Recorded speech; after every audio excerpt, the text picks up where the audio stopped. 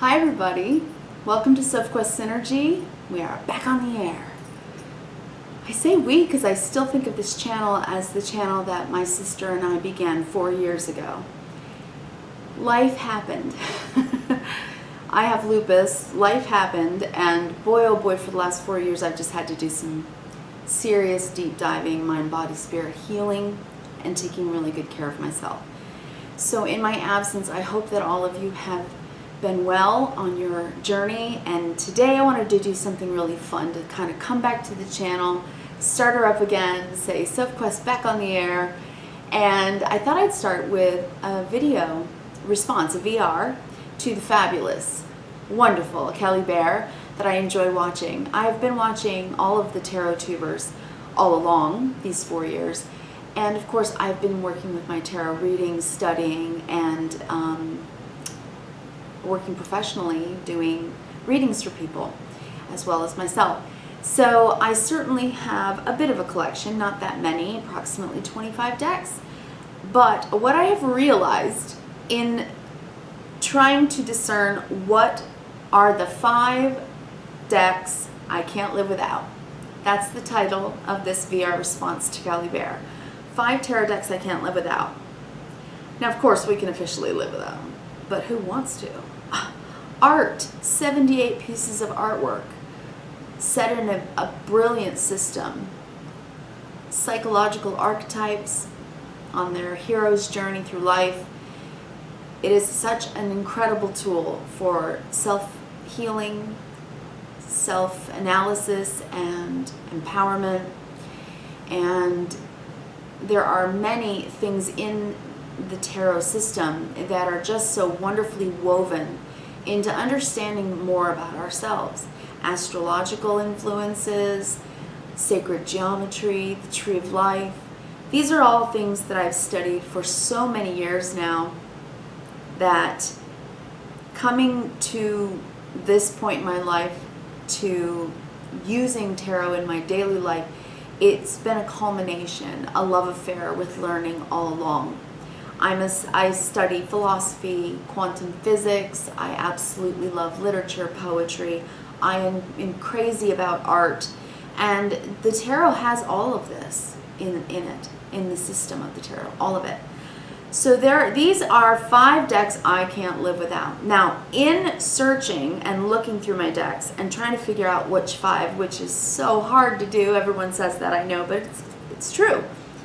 I realized something about myself, and that is that I have been collecting decks that are specifically used different times of the year, so seasonally. I have spring decks, summer decks, autumn decks, and winter decks. I don't know how that happened, and they're approximately equal, like about five or so here. And I have some oracles. So I think that once I complete this video response, this VR, to Kelly Bear, I am going to start my own tarot tag because I want to do that series. And since we're ending summer now, I have been using my 5 favorite summer decks. I'm going to start that tarot tag and send that out into the community. And if you guys do that as well, and you have decks that you kind of use seasonally, then it might be fun for you guys to do a VR to that prompt. Okay, but today, right now, we are talking about 5 tarot decks that I can't live without. And I'm going to start right now with probably what I would consider what people call my soul deck.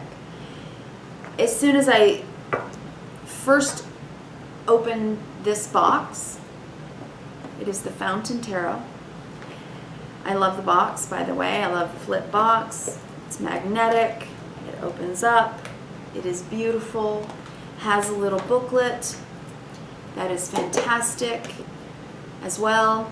It's got the information that you could need. It really is well put together and has lots of information that I think is really great for even a beginner, which is fantastic.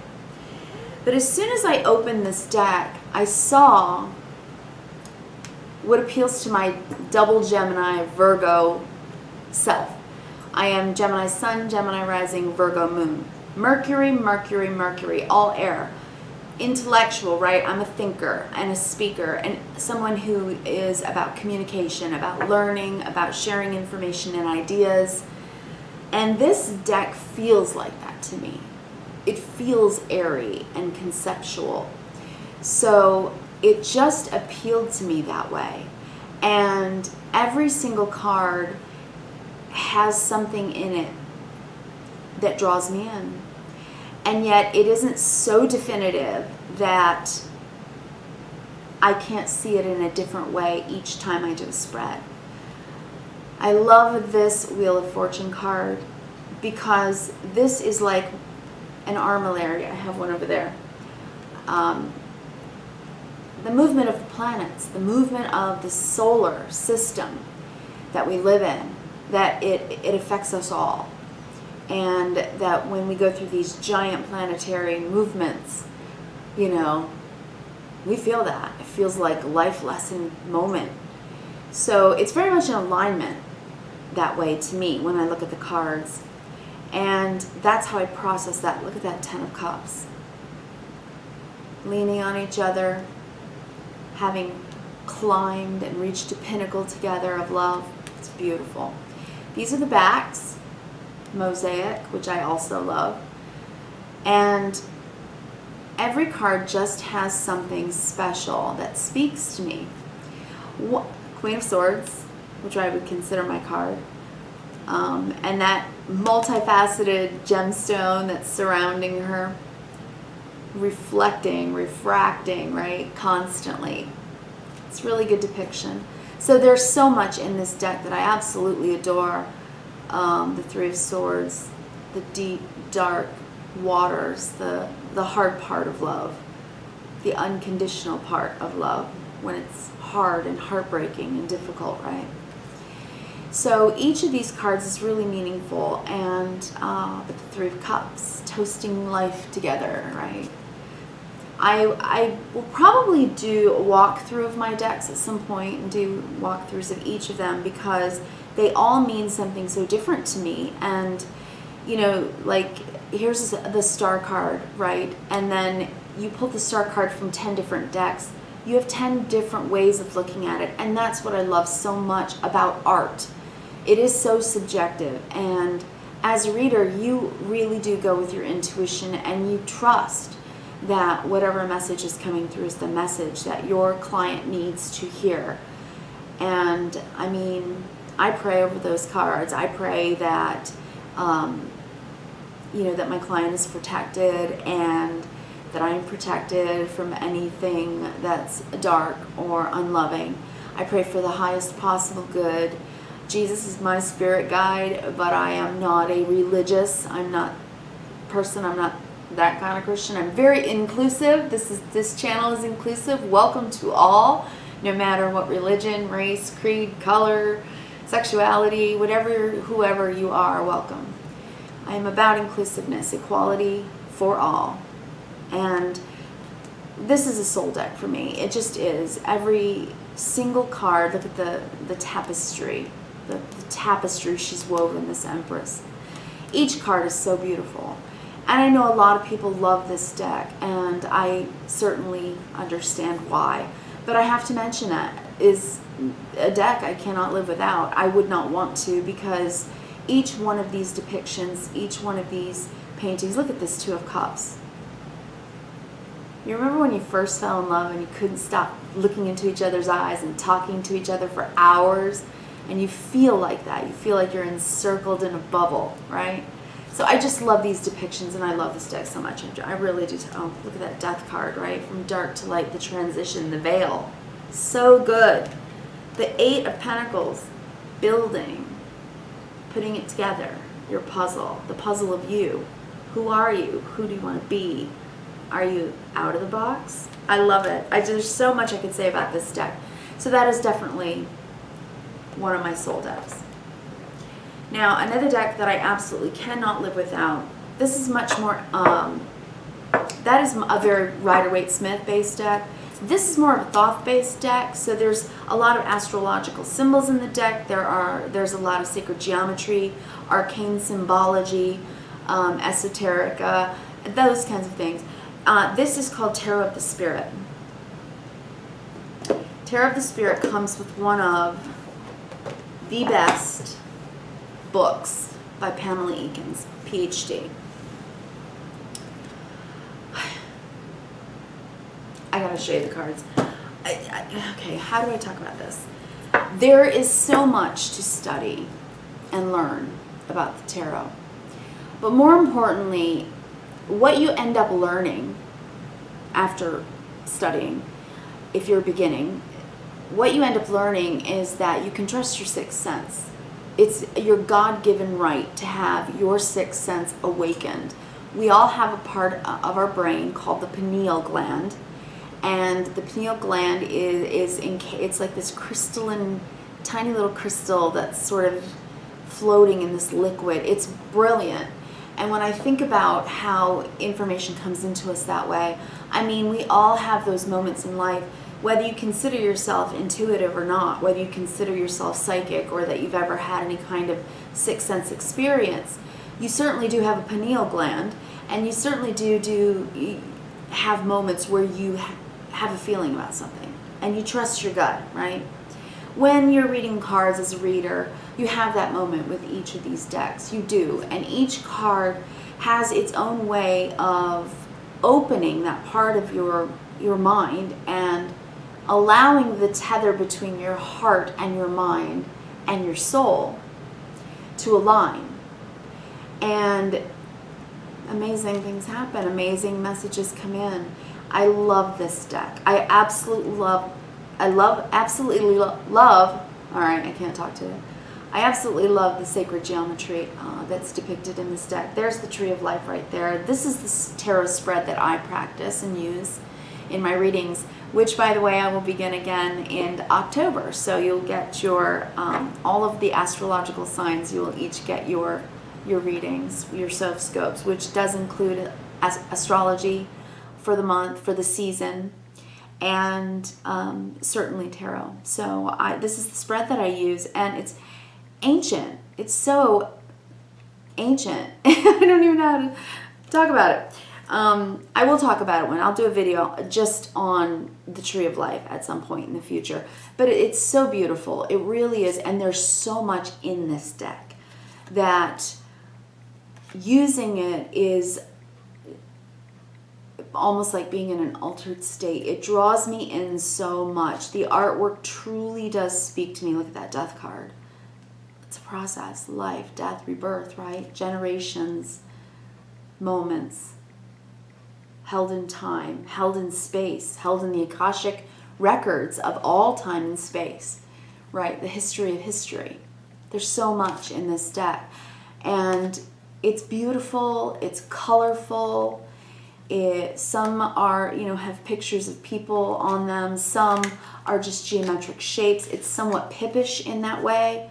So, it just really does have a way of drawing you in. And the cardstock, by the way, is durable. If I go out, let's say, to a jazz club and someone wants a reading, I could, card sling all night long and throw these guys down on the table and wipe them off if anything spills on them. So they're incredibly durable, almost not quite plasticky, but easy to shuffle. All these decks, for me, have to be easily shuffleable, and I shuffle in every way. I literally riffle, I shuffle, overhand shuffle. I shuffle always. So it's a great deck, and it really is very, very durable. And also I want to mention that there's a lot of what I would call fractal patterns in this deck. And really that's what sacred geometry is about, phi, the golden ratio. And I'm a fractal artist. I play with fractal algorithms to create art, shape, dimension, color. And so I create spirals, that never-ending spirals, and I create abstract art and such. And I've been an artist for quite a while. I've done some digital painting and photography with my sister. So art itself is important to me. And I was also a fractal gallery director on deviantart.com, the largest art website in the world. I was the fractal gallery director for a year, and did articles every week, just exhibiting people's art.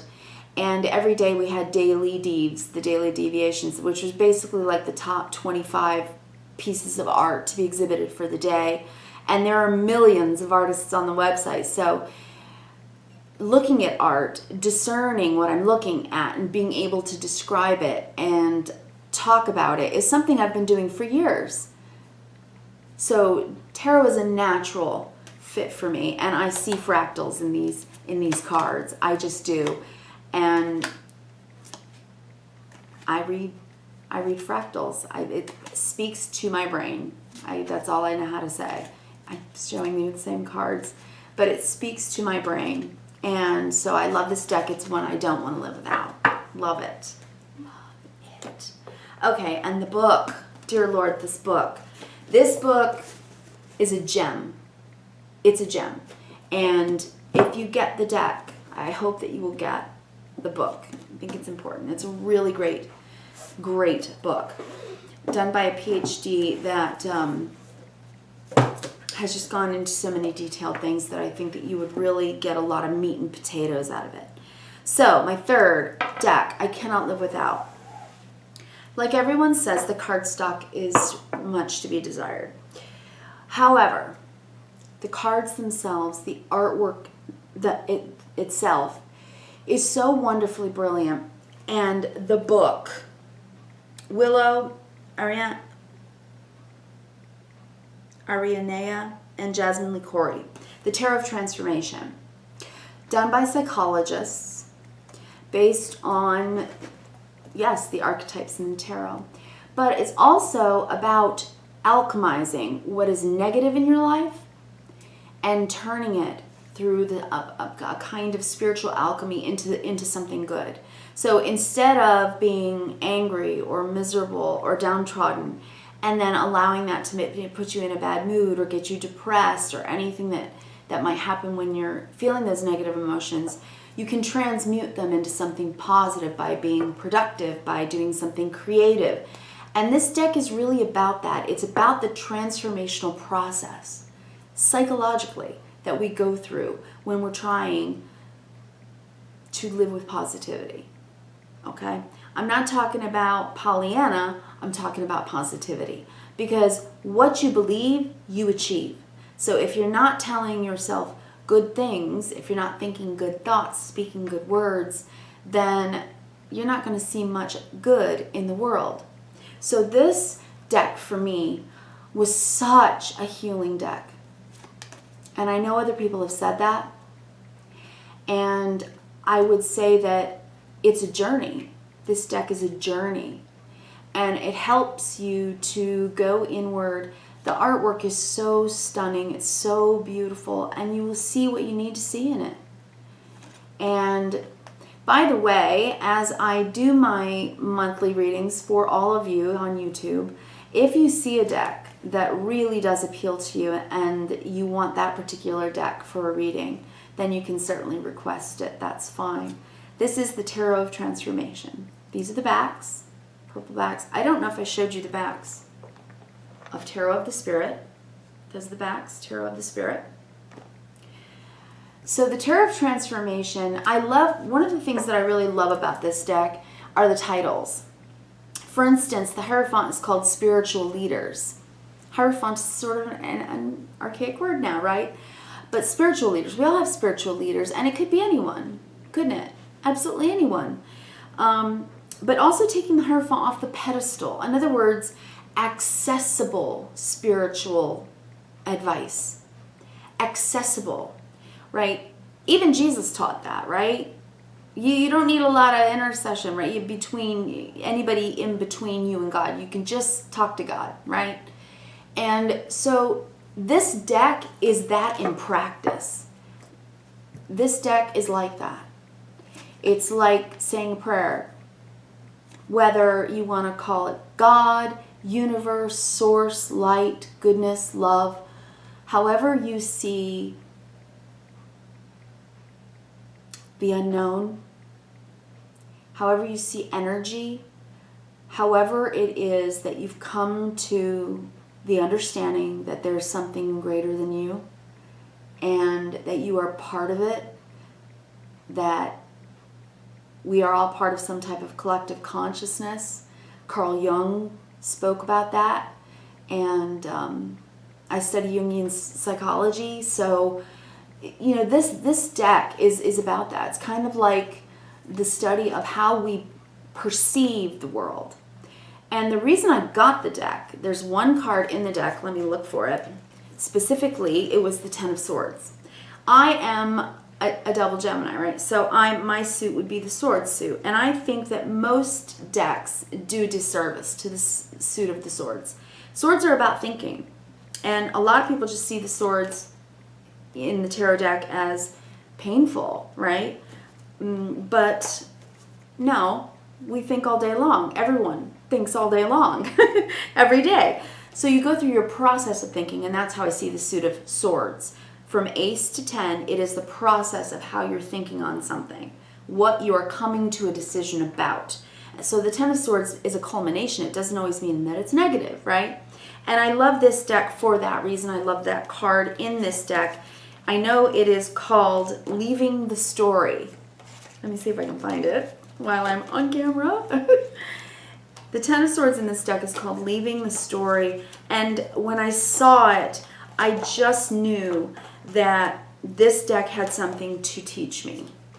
And then when I started to read the book, I thought, wow. I really do hope that the deck is reprinted on exceptionally beautiful cardstock, because I think almost every reader would have the deck if that were the case. So there it is, Leaving the Story, the Ten of Swords. This is the way I see the Ten of Swords. Because how many times are you going to tell yourself the same story? Wow, that sucked. Wow, that hurt. I was betrayed. Or, I really am over that. I don't want to work in that office anymore. It's the process of your decision making, of how you think about your life. And when you've culminated that process, when you come to the Ten of Swords, you've made a choice that whatever it is that you are considering, it's no longer viable. It no longer resonates with your purpose. And so you must leave that story behind and tell yourself a brand new story about what you're going to do next. And how weird is it that I just saw the Ace of Swords on the top? And this, the point of origin, a brand new thought, a brand new beginning, a new idea what to do next. Now what? Right? So this deck is special to me. The artwork is absolutely stunning. The suits are, as you can see, all come in a different colored border. So when they are laid out in a spread, they are beautiful. They are large. I have very large hands, and so I really have to stretch my fingers to shuffle them that way. But I really, really hope that someone really decides they need to reprint that with better cardstock. Absolutely, absolutely. My fourth deck, I cannot live without. I must tell you, I have used this deck so much since the very beginning of my tarot practice that it is so worn and beat up. This deck had just beige edges, and I put like an antique gold around the edges. I edged them myself, and that's worn off, as you can see. And some of the backs are sort of torn. I have one card in the deck that has a torn back. So this is a very well-loved deck, and it smells like sage. I love it so much.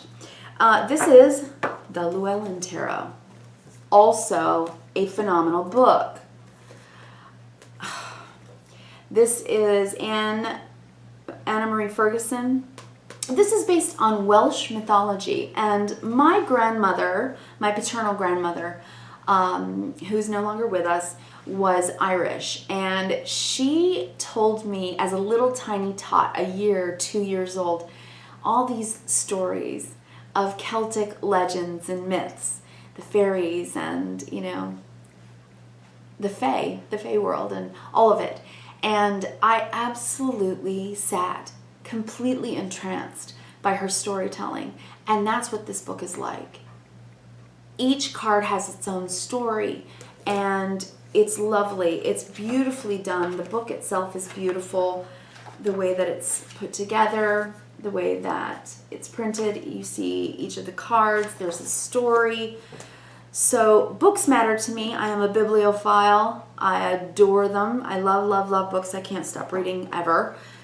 So this deck, so loved, so well worn. It's an everyday, can't ever go wrong, see the message so clearly, easy to read deck. It's pleasant to look at. There are no scary cards, what some people would consider scary cards. It's very funny because I've had a couple of clients that said, I don't know, I'm a little nervous. What if I get bad messages? I'm like, it doesn't work that way. That's not how tarot works. Whether something is scary or not is how you perceive it, right? All messages are worthwhile. Even if there's a difficult message, it's an important message. It's a message that you should only consider. Again, tarot readers should never tell you what to do, right? I'll show the cards, Spence. You have free will. But getting a tarot reading is really about sitting in quiet, safe space with someone who is focusing in on giving you a message that they trust is meant for you, and using their sixth sense, because it's their God-given kind of mission to do so. That's how I feel about it. I really do. And I've been an artist, since I was born. I mean, I sang, I danced, I acted. I was a performing artist when I was young, and then moved more into digital art when I got sick with lupus and I was at home and really unable to do a lot physically. I was able to use my mental capacity to be creative and to still be vital, and that's exactly what I did. And this deck for me it's a deck that makes me think of my family. It's a deck that makes me think of my Nana Mary. She was quite the dame, by the way, 5'10", and she taught self-defense in World War II. That was my grandmother, baby, yeah. And very Irish and very cool. And I've got some German and lots of other stuff. Gypsy, good amount of Gypsy in my blood. But this deck, it's like that. It feels like those old stories my Nana used to tell me. It's so lovely. It's so beautiful. It's a great size. I do think that I will probably get another set of these cards because I'm beating them up, and it's just because I shuffle pretty heartily when I shuffle. I really like to get them, hello. I really like to get them mixed up, and I want a good shuffle. And so I shuffle them in many different ways, many different ways. But it's a great deck. I highly recommend it. Great companion book.